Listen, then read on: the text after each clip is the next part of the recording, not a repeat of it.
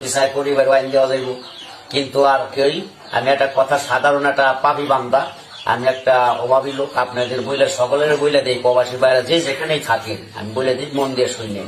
কিন্তু কেউ বৌলে দিয়ে বিশ্বাস করেন না, বোর হাতে কি টাকা পয়সা ছাড়বেন না। আপনাদের যা যার ব্যাংকে থুয়ে দিবেন, বাড়ি আসবেন, যা যা লাগে তাই তাই দিবেন। আশা করি কষ্ট আর পাইবেন না, আমার কথা মাইনা চলবে। আর যদি যার বউ মনে করেন টাকা নিয়ে বাইরে গেছে অথবা গেছে, আশা করি আপনি সবটাই পাইবেন।